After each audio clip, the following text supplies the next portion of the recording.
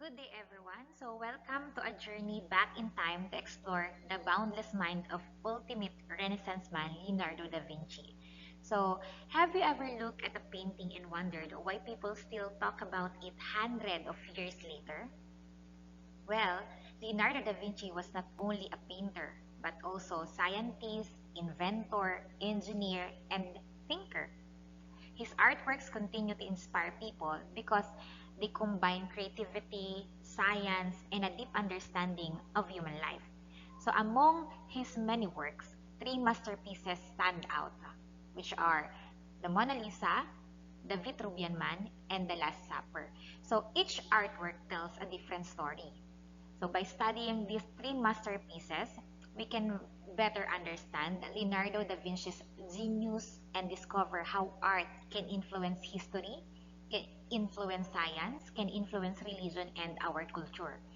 So now, let us deepen your understanding to these three masterpieces. So let's start with the Vitruvian Man, or what we call the Le Proporzioni del Corpo Umano secondo Vitruvio. Okay, to start with, the Vitruvian Man 1490 or the what we call Li Proporzioni del Corpo Umano secondo Vitruvio, may question muna ako sa inyo. Sige nga, pareho ba ang haba ng inyong braso? Kung ang sagot nyo ay oo o halos oo, tama.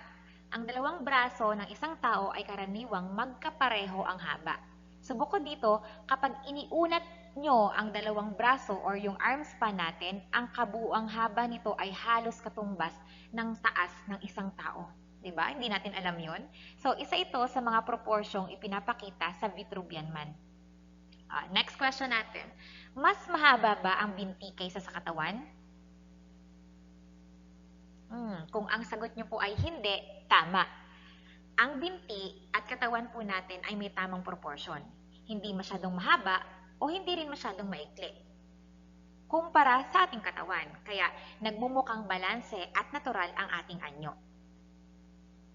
Kung napakahaba kasi ng ating binti kumpara sa katawan o napakaikli naman, magiging kakaiba ang ating itsura dahil may tamang proportion ang ating katawan and balanse ang ating itsura. Next question. So bakit kaya hindi tayo mukhang kakaiba kahit iba-iba ang laki natin? Dahil kaya saan? Dahil pare-pareho pa rin ang proportion ng katawan natin. Maaring sa klase natin may matangkad, may pandak, may payat, o mayroon ding mataba. Ngunit nananatili ang balanse ng sukat ng iba't ibang bahagi ng katawan. Ito ang tinatawag na body proportion o proportion ng ating katawan. Sige nga, may matangkad ba dito sa klase natin? May pandak. Sa tingin nyo, magkakaiba din ba tayo ng height? Yes, di ba? Pero sa tingin nyo, sa kabila ng pagkakaiba-iba natin, bakit hindi tayo mukhang kakaiba sa isa't isa? Yes, dahil pare-pareho ang hugis ng katawan natin. Dahil magkakatulad ang ayos ng katawan natin. And yes, may tamang sukat ang bawat bahagi ng katawan natin. Iyan po ang tinatawag na proportion o tamang sukat ng iba't ibang bahagi ng katawan. So mahigit 500 taon na ang nakalipas, pinag-aralan ito ni Leonardo da Vinci. Kaya nga siya nag-come up sa Vitruvian Man. So ipinakita nito sa atin na kahit magkakaiba tayo ng laki, magkakaiba ng sukat, proportion pa rin tayong tingnan. Kasi po, ang Vitruvian Man ay isang guhit ni Leonardo da Vinci na nagpapakita sa atin ng iba't ibang bahagi ng katawan ng tao ay may tamang sukat at proportion. Halimbawa, ang haba ng dalawang braso kapag iniunat ay halos katumbas na ng isang tao, di ba?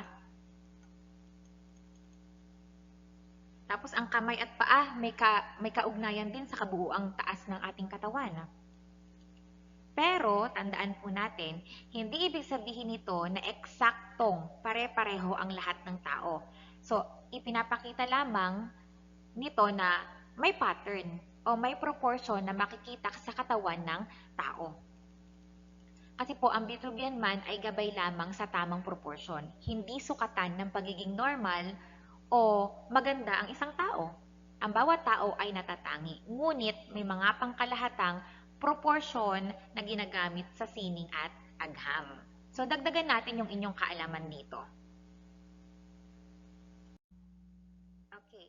So, ano ba yung napansin natin dito sa output or artwork ni Leonardo da Vinci sa kanyang Vitruvian Man? 'Di ba? Kung papansinin natin, this is a very simple drawing in a paper lang. 'Di ba? Tayo, kapag nakakita ng ganyang output, 'di ba? Yung iba itinothrow na lang, ang iba binabasura na lang. But this drawing is also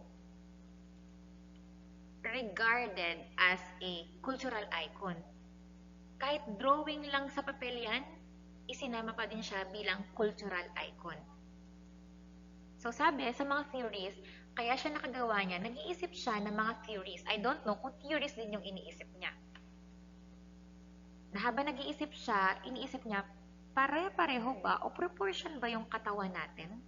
Kasi sabi nga dito, don't judge a work of art by its appearance. The Vitruvian Man may look like a simple drawing. Yes, di ba sabi nga natin, this is a simple drawing na pwedeng anytime pwede nang itapon. Kasi nakalagay lang siya sa papel. But it represents one of the greatest ideas in history, the perfect connection between art, science, and mathematics. It looks like a simple drawing on paper, so many people might think it is just an ordinary sketch. Mukhang ordinaryo pero ang laki ng impact po sa atin, di ba? So it is one of the world's most famous drawings and it became a cultural icon proving that a simple drawing can change history. At nagiging basis natin at naging pamantayan nga natin na sinasabing ang katawan ng tao ay proportion at balanse. So ano ba yung nire-represent ng ating Vitruvian Man? So, sabi, this is an ideal human body proportions. Next is, talks about balance, symmetry, and harmony. Okay, so ano po ba yung ibang information na maaari nating ma-share about Vitruvian Man? So, the Vitruvian Man is a famous drawing created by Leonardo da Vinci around 1490. And the drawing, which is in ink on paper, depicts a man into superimposed position which is his arms and legs apart and inscribed in a circle and square. So may ibig sabihin po yan, hindi lang siya basta nakadrawing lang dyan. Another information, it shows a man with two different positions of his arms and legs standing inside a circle and a square. So ano bang ibig sabihin? Bakit siya may square at bakit siya may circle? So it shows that the human body has balance and correct proportion. Pantay-pantay. Yun lang naman yung gustong sabihin sa atin ng Vitruvian Man na ang tao ay proportion ang katawan. So it also demonstrates the connection between the art, the mathematics, and science. And the circle, which is represent nature, harmony, and perfection, while the square represents order and the physical world. Sabi nga, the Vitruvian Man is a famous drawing by Leonardo da Vinci that shows the ideal proportions of human body, which is teaches us the art, the mathematics, and science work together to create balance and beauty. So, ang purpose talaga dito ni Leonardo da Vinci is para ipaalam lang sa atin na ang katawan natin na kahit tayo ay magkakaiba ng tangkad, magkakaiba ng haba, ay proportion pa din. Na tayo ay hindi iba-iba. Na tayo ay iisa. Yun yung gustong sabihin sa atin ni Leonardo da Vinci. Okay, so to add more information, what are the interesting facts about Vitruvian Man?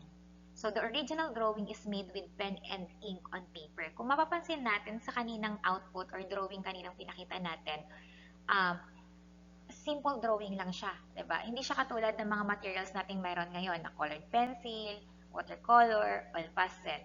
So kung mapapansin natin, it is a simple paper And a simple pen lang yung drawing doon. But it is kept at the Gallery dell'Accademia. So hanggang ngayon, nakakip pa siya.